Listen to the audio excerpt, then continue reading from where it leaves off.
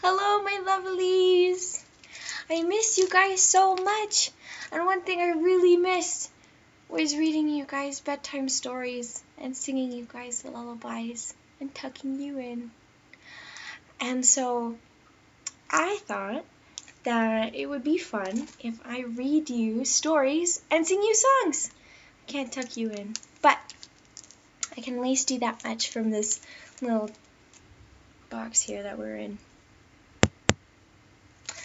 So, my friend has been keeping care of me, and it's been so nice, and she loves fairy tales, and she read to me the other night. It was very nice of her. And so I want to read the same book she read to me. It's one of her favorites. It's called... But before we get started, is everybody cozy? Are you? Yeah? Did you get enough water? Blankies? Pillows? Snuggle buddy? Everybody ready? Okay, good. I'd like to read The Four Gallant Sisters. There we go. By Eric A. Kimmel. Illustrated by Tatyana Yuditskaya. I think I got it right that time. Shall we open? I think we shall. Okay. Don't worry, this library book was... It's hers now. So the Four Gallant Sisters. You see that pretty little illustration?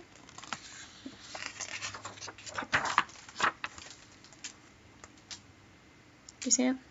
I'm learning the camera here. Okay. Once upon a time, 4 sisters lived with their ailing mother. When their mother died, the oldest sister said to the others, "We are alone now, with no one to look after us. We must make our own way in the world. No easy task, and doubly hard for women. I propose that we disguise ourselves as men and learn a trade. That way we can provide for ourselves and not be dependent on anyone anymore." And the sisters cut off their long hair, and they put their dresses away and attired themselves in men's clothing. Then, after promising to meet by their mother's grave in 7 years, they set out into the wide world to find whatever fortune awaited them.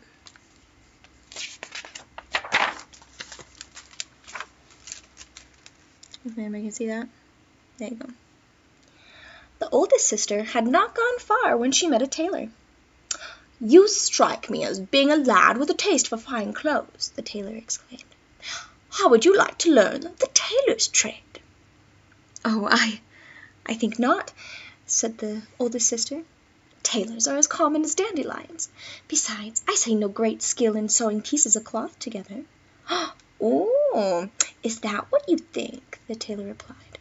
"Well, let me tell you, my lad, if not for tailors, people would go naked as Adam and Eve.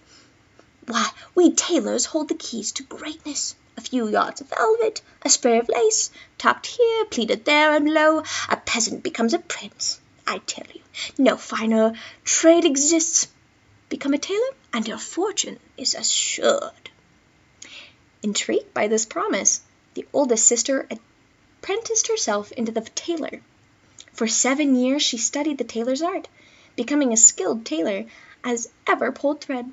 At the end of her apprenticeship, her master gave her a parting gift, a needle that could sew through anything, from chain mail to gossamer, with a seam so fine as to be invisible.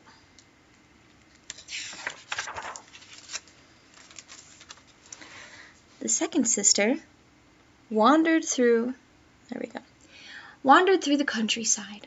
Along the way she fell in with a huntsman. He judged her a likely lad, and asked if she cared to learn the hunter's trade. "Oh, I think not," the second sister answered. "A hunter's life is hard and lonely." The huntsman replied, "Oh, one man's burden is another joy. To drink clear water from a spring, to sleep on a bed of ferns beneath a sky alive with the stars, oh, to feel the wind's kiss before dawn on a winter's morn. Oh, city folk would call it a hard life, and lonely, but I would be no more trade my lot for theirs than a hawk would trade braces with a chicken. Come with me, lad, and learn what it means to really live. I will take you with the ways of the forest. I'll teach you the ways of the forest, and I'll show you where the mushrooms grow, and where the salmon come to spawn, and where the she-bear digs her den. You'll learn to track, to hunt, and bring down your quarry with one sure shot, while the boar will be your companion. The stag will call you brother. Captivated by these words, the second sister apprenticed herself to the huntsman. For 7 years she roamed the forest, unveiling its secrets one by one, until nothing in nature remained hidden from her. When her apprenticeship ended, she too received a parting gift, a gun that never missed its mark.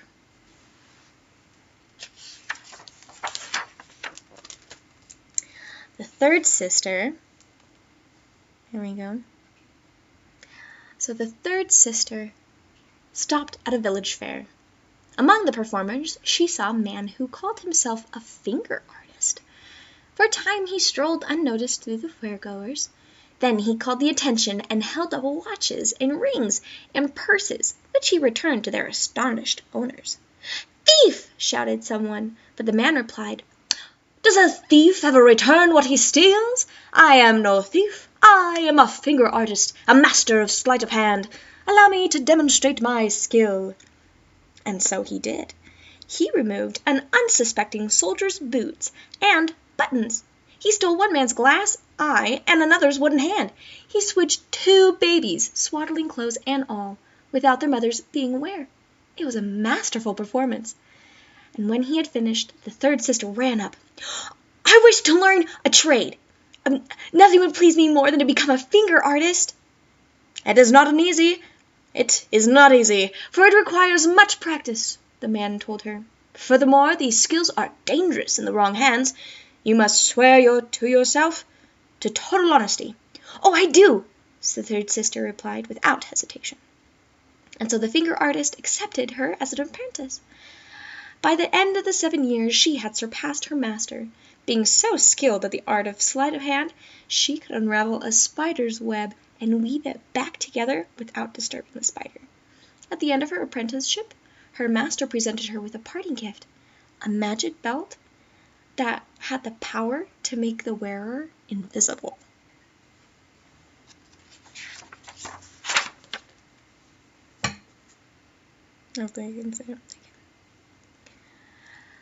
As for the fourth sister, she traveled on until she came to a tall tower.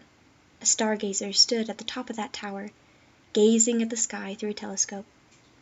"Well, where are you going, young scholar?" he called down. I seek to learn a trade to earn my fortune," the fourth sister told him. "Oh, heavens be praised!" So the stargazer cried, "My reading of the stars foretold me that this day a young scholar would arrive to study the star-gazing arts with me. In 7 years' time he would become the greatest star-gazer of all, and you, my friend, are the one the stars predicted." And the prophecy came true. The youngest sister remained in the tower for 7 years. In that time she became the greatest stargazer who ever scanned the heavens. At the end of her apprenticeship, her master too presented her with a parting gift, a telescope from which nothing was hidden.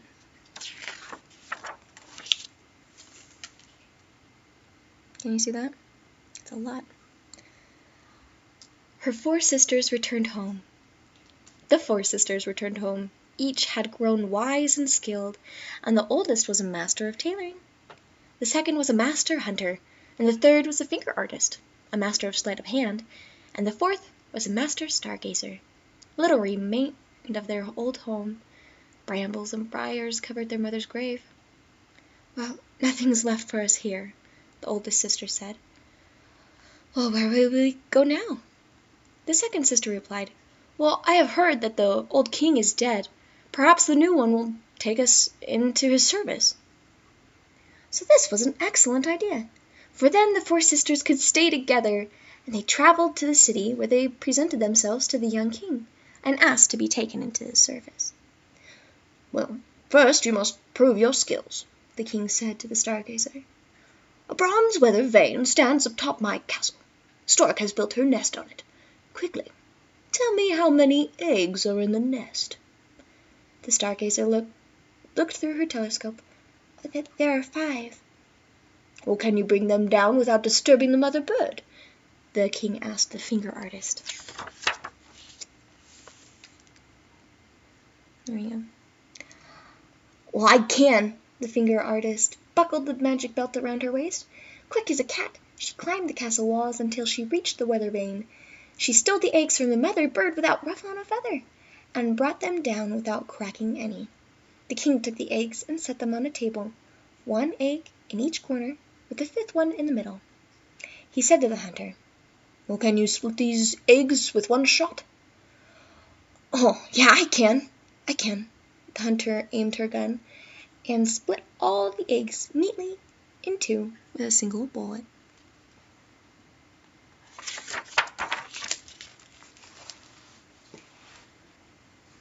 There you go. Trying to get you. Yeah. "Now, can you sew them back together again?" the king asked the tailor. The tailor took her needle and sewed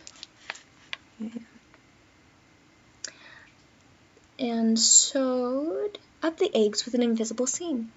The finger artist carried them back to the nest. When the baby storks hatched a few days later, each one had a thin red line around its body, for the tailor had used red thread to sew the eggs together. The king's satisfaction knew no bounds, and he accepted the 4 sisters as his attendants. But his mother was doubtful. "Oh, something is wrong," she told her son. "My instincts tell me your new attendants are women, not men." "Impossible!" the king exclaimed. "Oh, how could women possess such skill?" "Women possess more skills than you can imagine," the king's mother said quietly. "I say they are women, and I can prove it. Set a sideboard with meat and cheese, then invite them to help themselves. If they fill their own plates and no one else's, they're men.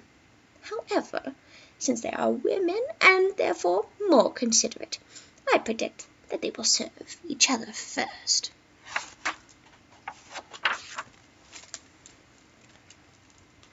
You gotta see this whole one. There we go. There we go. Okay. Now it so happened that the 3rd sister, the finger artist, was hiding behind the tapestry and overheard the conversation between the king and his mother. When the king invites us to help ourselves, we must make certain to fill our own plates and no one else's. The king's mother suspects we are women." "Well, yet if we all do that, she will be equally suspicious," said the youngest sister, the stargazer. "People are as different as the stars in the heavens, and women and men never behave entirely one way or another.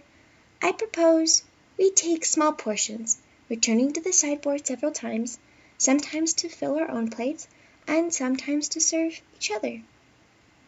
"What does that prove?" the 2nd sister, the hunter, asked.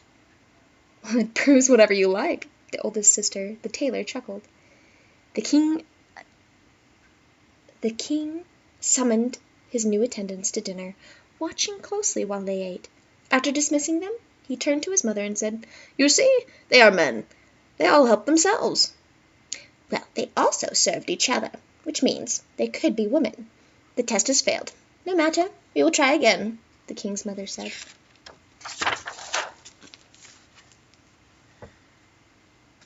You can see the mom hiding in the corner. Okay. "She took a shovelful of ashes," the mom, "from the hearth and sprinkled them in front of the doorway. Then she said to her son, 'Call your attendants back, and if they walk through the ashes and track soot all over the carpet, they are men. Men never notice these things, but I believe they are women, so I expect they will pause to sweep up the mess.'" However, the 3rd sister, the finger artist, had lingered by the door and overheard this conversation too. She went at once to her sisters. "Okay, the king's mother has strewn the floor with ashes. Walk straight on, even if it means tracking soot on the rug. Otherwise, she will know we are women. She believes women are tidier than men. But the oldest sister, the master tailor, remembered the Stargazer's sister's word. Well, that is not always true, but it does give me an idea. Listen to my plan. When the 4 sisters came before the king, they walked straight through the ashes, tracking soot all on the carpet. But the 2 older sisters, the tailor and the hunter, noticed the mess, and they attempted to clean it up, but the result was worse than before, and the 2 younger sisters looked on and did nothing. Well, what does this prove? The king asked his mother. The king mother sighed. It proves that they are even cleverer than I suspected. Well, let it be. We will trouble them no further. My instincts tell me they are women, and time will prove me right.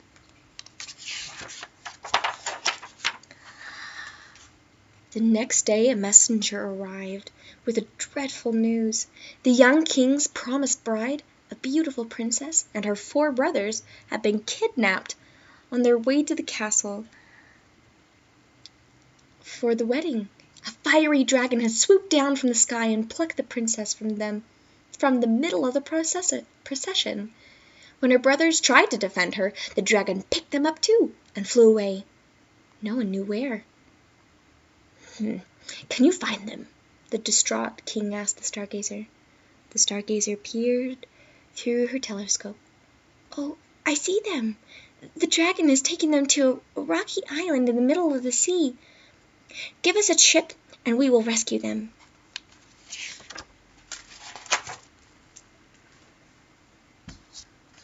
So the king gave the 4 sisters a sailing ship. They sailed for 7 days. Then the Stargazer said, We are approaching the island. The dragon is asleep, and the princess and her 4 brothers lie helpless in its coils. The hunter raised her gun, then lowered it. If I shoot the dragon, it might crush them in the death throes. Then I will steal them away, the finger artist said as she buckled on her magic belt. She took the ship's boat and rowed to the island. There she deftly plucked the princess and her 4 brothers from the dragon's coils. Together, with all possible speed, they rowed back to the ship. See the dragon sheeping? Yeah.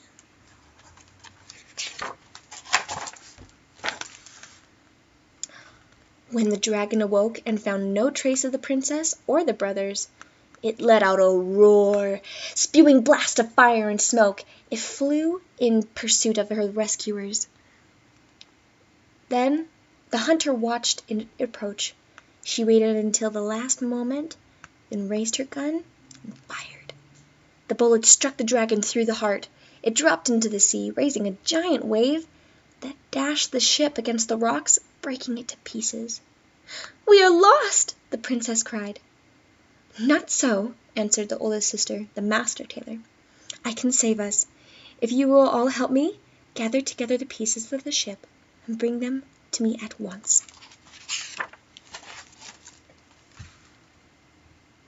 Is there too much glare? There we go. Okay, that's good. The 4 sisters, the 4 princes, and the princess climbed onto floating planks and paddled through the waves, collecting wood, rope, and canvas. The second sister and the second prince assembled the fragments of hull. The third sister and the third prince collected the masts and spars, and the youngest sister and the youngest prince gathered the sails and rigging. Only the rudder was missing, so the princess saw it drifting away and swam after it. Pushing it in front of her while she kicked, she brought it back to the others.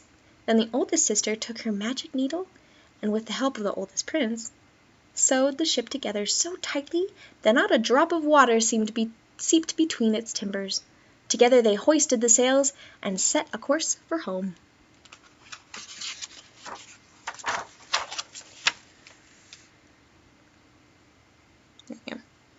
When they arrived, the king greeted them with joy.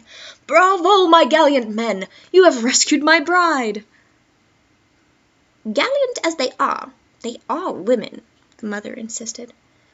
The princess brothers overheard her. "Women, are they? Well, we wish it were so. We never had truer friends or more valiant companions. If they were women, we would marry them at once." "And who would you marry?" the princess asked her brothers in turn. They answered without hesitation. "Oh, I would marry the stargazer who discovered the island," said the youngest prince. "I would marry the finger artist who slipped us from the dragon's coils," said the third. "Well, I would marry the hunter who slew the dragon with one shot," said the second. "And I," said the oldest, "would marry the tailor who sewed our ship together." "You have chosen your brides, if they will have you," the princess said.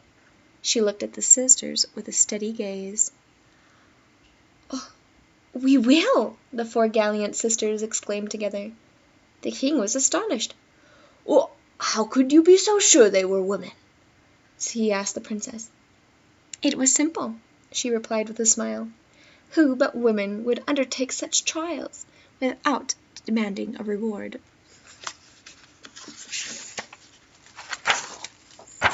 A grand wedding took place the next day. The young king married his princess, and the four Gallant sisters married her brothers, and they all lived happily ever after. But the happiest of all was the king's mother, for she had been right all along. That's funny. And you can see the babies. There you go. Them as boys, them as girls.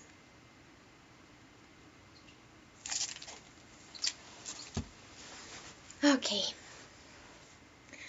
Is everybody ready for bed? Yeah? Okay. Now, I'd like to sing a song.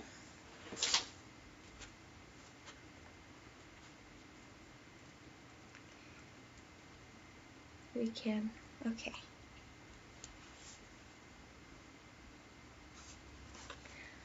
How about I Know My Father Lives?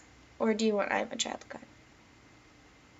I'm guessing you probably want I Am a Child of God. Okay. Yeah, I hear it. I hear it too.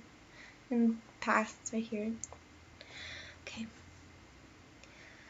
I am a child of God, and He has sent me here, has given me an earthly home with parents kind and dear. Lead me, guide me, walk beside me, help me find the way.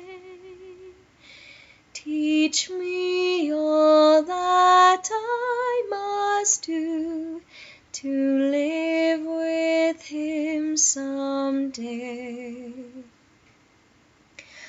I am a child of God, and so my needs are great. Help me to understand His words before it grows too late. Lead me, guide me, walk beside me, help me find the way.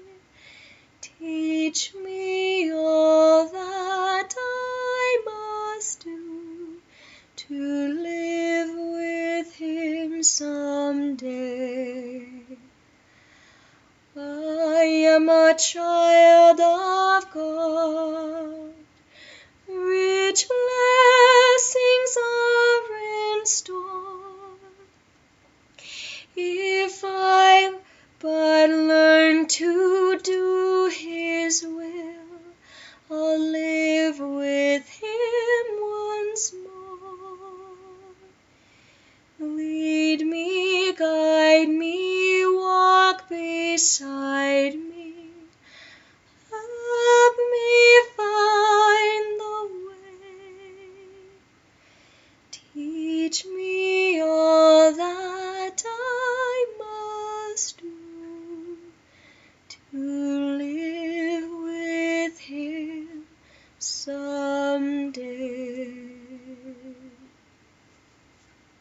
love you. Good night. Sleep tight.